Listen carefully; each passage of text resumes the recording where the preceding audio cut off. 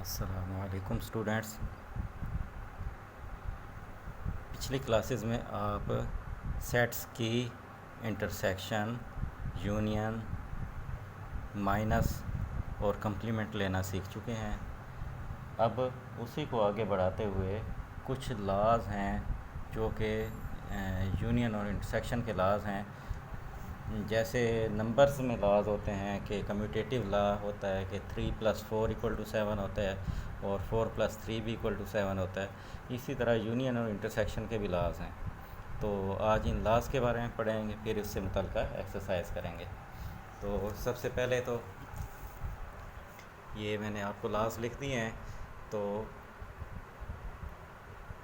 Commutative law of union, इसका मतलब है A union B = B union A। इसको हम एग्जांपल्स के ज़रिए भी प्रूव करेंगे, इसी के साथ फिर एक्सरसाइज में भी ये चीज़ प्रूव करेंगे। इसी तरह इंटरसेक्शन का लॉ है कि A intersection B = B intersection A, यानी कम्यूटेट हो जाते हैं। कम्यूटेट का मतलब असल में होता है घूम जाना, यानी अपनी जगह से दूसरी जगह पर घूम जाना। तो A union B, B union A हो जाता है, उलट जाता है। इसके बाद है एसोसिएटिव लॉ। तो जब यूनियन का होगा तो उसमें यूनियन आएगा, जब इंटरसेक्शन का होगा तो इसमें इंटरसेक्शन आएगा।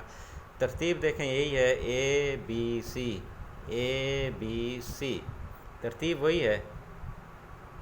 सिर्फ क्या तब्दील होता है, ब्रैकेट तब्दील होती है। ब्रैकेट को हम पहले हल करते हैं तो यहाँ पर ब्रैकेट B यूनियन C पर है और यहाँ पर A यूनियन B पर है। तो A union B union C = A union B union C। इसी तरह जब इंटरसेक्शन होगा तो दरम्यान में इंटरसेक्शन आ जाएगा। इसके बाद डिस्ट्रीब्यूटिव लॉज हैं यूनियन का इंटरसेक्शन पर। जैसे मैं आपको मिसाल देता हूँ कि हम 3 × 4 + 7 कर सकते हैं। इसको हम यूँ भी लिख सकते हैं 3 × 4 + 3 × 7। ये नंबर्स में डिस्ट्रीब्यूटिव लॉ है। इसको आप कह सकते हैं कि ये मल्टीप्लाई का लॉ है और over the addition. Distributive law multiply over addition है। अगर हम इसको प्लस करें, पहले ब्रैकेट को पहले हल किया जाता है, तो ये 11 11 3 * 33। अगर इनको पहले मल्टीप्लाई करें, ये 12 4 3 * 12 हो जाएगा, 7 3 * 21। तो 21 और 12 ये भी 33। तो ये इसी तरह बराबर है। तो इसी तरह हम यूनियन और इंटरसेक्शन में भी इसको प्रूव करेंगे। ये एक मैंने सिर्फ एग्जांपल दी है नंबर्स के लिहाज से। इसके बाद distributive law of intersection over union है, जिसमें A union A intersection B union C = है A intersection B union A intersection C। इसका मतलब ये है कि A का इंटरसेक्शन B के साथ भी है और C के साथ भी है। तो पहले B के साथ लिखा, फिर C के साथ लिखा, और दरमियान में वही इलामत जो इनके दरमियान में थी, यानी यहाँ यूनियन था तो यहाँ यूनियन, यहाँ इंटरसेक्शन था तो यहाँ इंटरसेक्शन। तो इसको आपने याद भी करना है और एग्जांपल्स के जरिए आपने इसको प्रूव भी करना है। इसके बाद सबसे अहम लॉ जो है वो डी मॉर्गन्स लॉ है। डी मॉर्गन्स लॉ में कंप्लीमेंट का कंसेप्ट है। कंप्लीमेंट आपको पता है कि किसी भी सेट के कंप्लीमेंट का मतलब है कि ए कंप्लीमेंट का मतलब है कि उसको यूनिवर्सल सेट में से माइनस कर दिया जाए। यूनिवर्सल सेट ऐसा सेट होता है जिसमें मुतल्लिक़ा तमाम सेटों के अरकान मौजूद होते हैं, यानी सबसे बड़ा सेट यही होता है। तो कंप्लीमेंट को हम डैश भी लिखते हैं, A डैश भी लिख सकते हैं। इसका मतलब भी U - A, और माइनस करने का मतलब ये है कि U में से A के अरकान को निकाल दिया जाए तो आंसर आ जाएगा। तो ये चीज़ें आप पहले पढ़ चुके हैं। तो आपने अब जो याद करना है वो डी मॉर्गन्स लॉज हैं कि A यूनियन B का कंप्लीमेंट होल कंप्लीमेंट लें, तो अगर इनका इंडिविजुअल कंप्लीमेंट लें तो यहाँ यूनियन के बजाय यहाँ इंटरसेक्शन आ जाएगा। अगर यहाँ इंटरसेक्शन होगा तो यूनियन आ जाएगा। तो आपने इसको अच्छी तरह याद कर। आपकी बुक में ये कुछ एग्जांपल्स दी गई हैं। ये मेरे पास पेज नंबर 5 है। इस पर एग्जांपल नंबर 1 मौजूद है, आप यहाँ से अपनी बुक से देख सकते हैं, ये लिखने की ज़रूरत नहीं है। इसमें वेरीफाई किया है कम्यूटेटिव लॉ ऑफ यूनियन और कम्यूटेटिव लॉ ऑफ इंटरसेक्शन। इसका मतलब है आपने प्रूव करना है कि ए union B is equal to B union ए और A intersection B is equal to B intersection A. तो बारी बारी इसने दोनों चीज़ें प्रूव की हैं, पहले ए यूनियन बी फिर बी यूनियन ए, दोनों का आंसर सेम आया है तो हमने कहा कि ये आपस में बराबर हैं। इसी तरह ए इंटरसेक्शन बी और बी इंटरसेक्शन ए दोनों के आंसर सेम हैं, इसलिए इसका हमने कहा कि आपस में बराबर हैं। इसके बाद एग्जांपल नंबर 2 इसी पेज पर है, उसमें ए बी और सी दिए गए हैं। तो इसमें एसोसिएटिव लॉ प्रूव करना है, वेरीफाई दीज लॉज का मतलब है ये एसोसिएटिव लॉज हैं, ये यूनियन का लॉ है और एक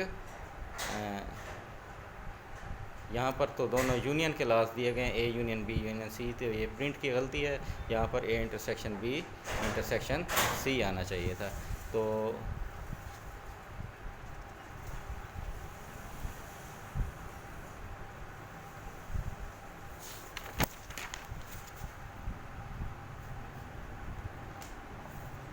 यहाँ पर दोनों लॉज जो है वो प्रूव किए गए हैं, यानी इंटरसेक्शन का लॉ भी प्रूव किया गया है और यूनियन का भी। तो यहाँ क्वेश्चन में गलती है, क्वेश्चन नंबर 1 में यहाँ पर a union b union c is equal to a union b union c लिखना था, इसी तरह यहाँ पर भी दूसरी लाइन लिखनी थी। तो ये जो एग्जांपल्स हैं, इसी तरह एग्जांपल नंबर 3 बहुत छोटी सी है, इसमें भी इंटरसेक्शन का एसोसिएटिव लॉ प्रूव करना है। इसी तरह वेरिफिकेशन ऑफ डिस्ट्रीब्यूटिव लॉज है एग्जांपल नंबर 4 में, distributive law of union over intersection, distributive law of intersection over union. जब ये नाम आपको दिए जाएं तो आप लॉ खुद लिखना पड़ेगा आपको, अगर लॉ लिख कर दे दिए जाएं तो ज़रा आसानी है। इसके बाद एक एग्जांपल यहाँ पर एग्जांपल नंबर 5 जो है ये डिमॉर्गन्स लॉ को वेरीफाई किया है। अब यही चीज़ हम एक्सरसाइज में भी हम प्रूव करेंगे, तो आप उम्मीद है फिर ये एग्जांपल्स आसानी से समझ लेंगे। तो अब हम एक्सरसाइज की तरफ आते हैं, एक्सरसाइज 1.2। इसमें क्वेश्चन नंबर 1 है, verify a union b and a union b is equal to B union a. Verify का मतलब होता है कि तस्दीक करें कि वाकई ये ठीक हैं। Verify number part a union b is equal to B union ए, और बी पार्ट है a intersection b equal to B intersection a. इसमें 2 क्वेश्चन है, पार्ट 1 और पार्ट 2। दोनों पार्ट्स के लिए ये दोनों सॉल्व करने हैं, दोनों लॉज प्रूव करने हैं।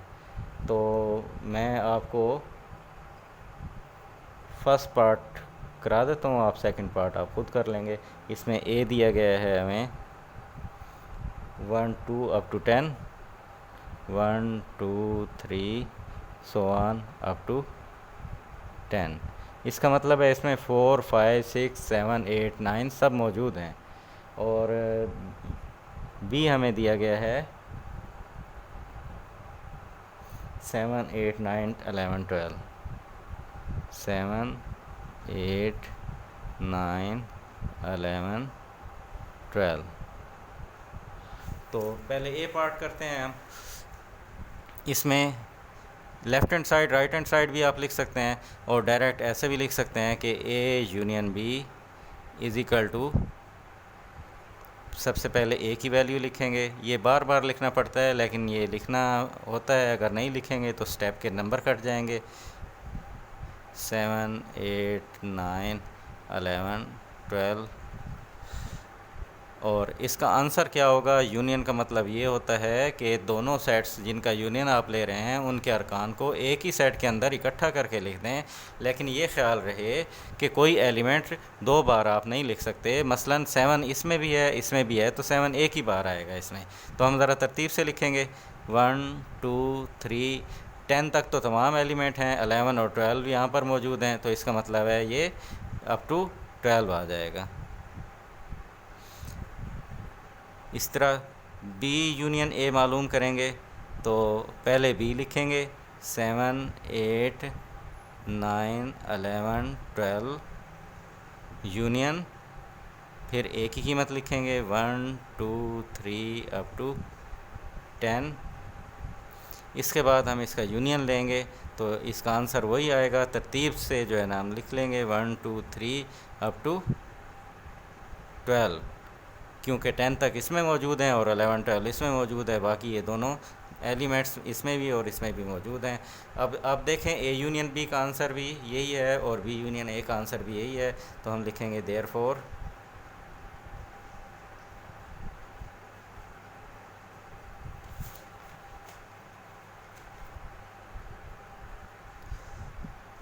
A union b is equal to B union a. यहाँ पर आप हवाला भी दे सकते हैं कि इसको आप 1 कह दें, इसको आप 2 कह दें, इक्वेशन 1 और इक्वेशन 2, तो आप यहाँ लिख सकते हैं फ्राम इक्वेशन 1 एंड इक्वेशन 2। हवाला ना भी दें तो भी ठीक है। तो आपका ये ए पार्ट इस क्वेश्चन के लिए हल हो गया। अब इसी तरह बी पार्ट हम हल करेंगे। तो बी पार्ट में इंटरसेक्शन है, नाउ ए इंटरसेक्शन बी, तो यहाँ पर इसी तरह हम लिखेंगे 1 2 3 अप टू 10 इंटरसेक्शन 7 8 9 11 12, इसमें 10 भी है, सॉरी, अगर 10 हो भी सही तो फिर भी यही आंसर आता है। यहाँ पर रकम में गलती हुई है, यहाँ पर 10 भी मौजूद है, लेकिन इसका आंसर यही आएगा फिर भी। तो यहाँ पर आपने लिखना है कि 9 के बाद 10 11 और 12 है। अपनी बुक में क्वेश्चन चेक कर सकते हैं, बी की वैल्यू 7 8 9 10 11 12 है। तो इंटरसेक्शन का मतलब है कि वो एलिमेंट्स लिखे जाएंगे जो ए में भी हों और बी में भी हों, यानी दोनों सेट्स में मुश्तरक हों। तो 7 इसमें भी है और इसमें भी है, इसी तरह 8 9 और 10 ये कॉमन है। इसके बाद बी इंटरसेक्शन ए लिखेंगे, तो पहले बी के एलिमेंट्स लिखेंगे 7 8 9 11 12 इंटरसेक्शन, फिर ए के एलिमेंट्स लिखेंगे 1 2 3 अप टू 10। यहाँ पर भी मुश्तरक ही लिखने हैं, तो इसी तरह वही आंसर आएगा 7 8 9 10 11 12। तो यहाँ पर 10 भी मुश्तरक है, क्योंकि ये इसमें भी है और इसमें भी है, 7 8 9 10। यहाँ से और यहाँ से हम देखते हैं आंसर सेम है, इसलिए हम कहते हैं कि therefore a intersection b equal to B intersection a, hence proved. तो ये दोनों पार्ट्स अब प्रूव हो गए। इसी तरह क्वेश्चन नंबर 1 का पार्ट 2 जो है, इसमें भी यही दोनों पार्ट्स है, यानी कम्यूटेटिव लॉज प्रूव करने हैं, सिर्फ रकमों की तब्दीली है, उनको रकमों को तब्दील करेंगे, लेकिन आंसर दोनों का ए यूनियन बी और बी यूनियन ए का सेम आएगा। इसी तरह ए इंटरसेक्शन बी और बी इंटरसेक्शन का सेम आएगा, तो हम कह देंगे कि यहाँ से हम प्रूव हो गया कि ये वेरीफाइड हो गया लॉ। क्वेश्चन नंबर 2 में हमने एसोसिएटिव लॉज प्रूव करने हैं। ये जो पहला ए पार्ट है ये एसोसिएटिव लॉ ऑफ यूनियन है, इसी तरह बी पार्ट जो है एसोसिएटिव लॉ ऑफ इंटरसेक्शन है। तो इसमें 4 पार्ट्स हैं और हम हर पार्ट के लिए अब दोनों हिस्से हल करने हैं, इंटरसेक्शन वाला भी और यूनियन वाला भी, दोनों हिस्से हल करने हैं। तो हम यहाँ पर एक पार्ट ले लेते हैं, कोई हम पार्ट 3 करते हैं। पार्ट 3 में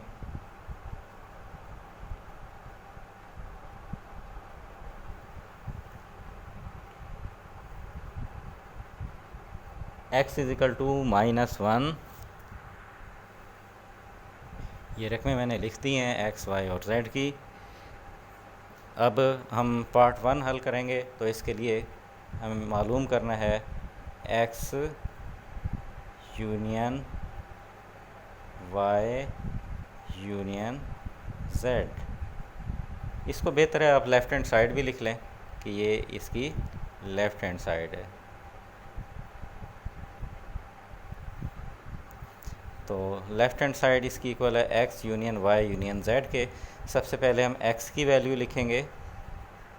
बेहतर है आप इसको इकट्ठा ही लिख लें, बार बार इसको अलग हल करेंगे, इसको दोबारा बाद में शामिल करेंगे तो सवाल ज़रा लेंथी हो जाएगा। तो जो मैं तरीका करा रहा हूँ इससे ज़रा शार्ट हो जाएगा सवाल।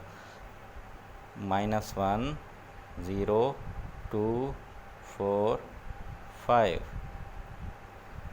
यूनियन ब्रैकेट शुरू y की जगह पर 1 2 3 4 7 यूनियन। अगर आपकी यहाँ पर जगह नहीं है पेज पर तो आप भी इसी तरह नीचे लिख सकते हैं। z की कीमत आएगी 4 6 8 10 और ब्रैकेट क्लोज। इस इक्वल के नीचे इक्वल डाल दें तो इसका मतलब है ये चीज़ यहाँ पर लिखी है कि लेफ़्ट हैंड साइड इसके बराबर होगी। पहले हम ब्रैकेट को हल करेंगे तो इसको x को इसी तरह लिख देंगे same as it is -1 0 2 4 5 union. अब यहाँ पर इसका इन दोनों सेट्स का यूनियन लेना है। इसका मतलब ये है कि इनके अरकान को एक ही सेट के अंदर इकट्ठा करना है और कोई एलिमेंट रिपीट भी ना हो। तो यहाँ पर आएगा 1 2 3 4, इसके बाद 6 भी मौजूद है तो यहाँ 6, 7 इधर मौजूद है, 7 8 इधर है और 10 भी है।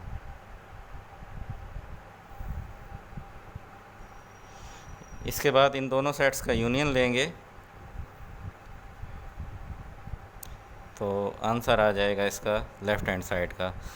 इसमें -1 भी आएगा, 0 1 2 3 4, इसमें 5 नहीं है लेकिन 5 इसमें मौजूद है, 6 7 8 और 10। अब देखो यहाँ 9 नहीं आया क्योंकि 9 ना इस सेट में x में मौजूद है और ना y में और ना z में, किसी भी सेट में 9 मौजूद नहीं है। यहाँ पर देख लें आप। तो इसका आंसर ये आ गया, ये लेफ़्ट हैंड साइड है। इसके बाद हम राइट हैंड साइड लेंगे।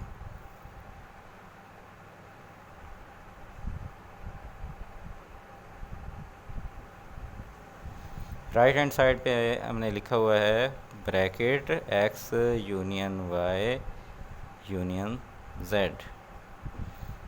तो हम यहाँ पर x की वैल्यू लिखते हैं वही सेम, लेकिन इससे पहले ब्रैकेट शुरू करनी है।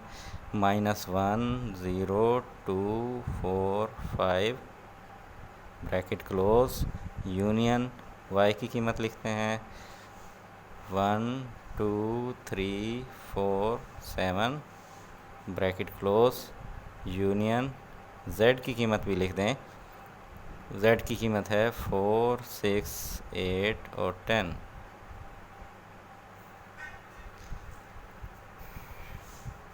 इसका मतलब ये है कि आपने ब्रैकेट को पहले हल करना है, बाद में इसको सॉल्व करना है। तो इस ब्रैकेट के अंदर क्या आंसर होगा, इसमें भी यूनियन है तो इसका आंसर हो जाएगा -1 0 2 सॉरी 1 भी आएगा, इधर 1 भी मौजूद है, 1 2 3 4 5 और 7। अब यूनियन z की कीमत उसी तरह आ जाएगी क्योंकि ये तो सॉल्व नहीं हुआ अभी। अब इन दोनों सेट्स का यूनियन लेंगे -1 0 1 2 3 4 5 6 7 8 और 10।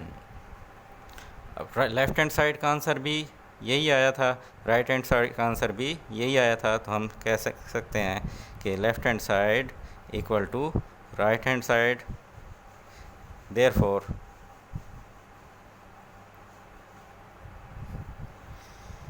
x union y union z is equal to x union y union z। ये वेरीफाई हो गया। अब इसी सवाल का पार्ट b करते हैं जिसमें है x intersection y intersection z equal to x intersection y intersection z। सिर्फ ब्रैकेट का फ़र्क होता है इसमें।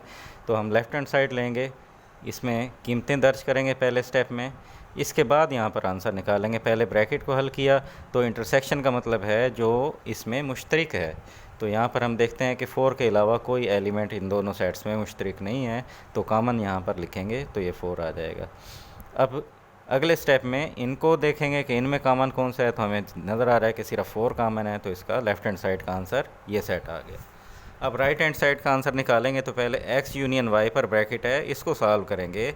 इसका आंसर देखें 2 और 4 इसमें भी है, 2 और 4 इसमें भी है, बाकी कोई एलिमेंट इनमें मुश्तरक नहीं है। इसके बाद इन दोनों सेट्स का कॉमन लेंगे हम, तो इसमें सिर्फ 4 कॉमन है, तो आप देख रहे हैं राइट हैंड साइड का आंसर भी ये है और लेफ़्ट हैंड साइड का आंसर भी यही है। तो हम लिखेंगे left hand side is equal to right hand side, hence proved that x intersection y intersection z is equal to x intersection y intersection z के। इस क्वेश्चन के बाकी पार्ट्स और एग्जांपल आपने इसी तरह हल करनी है।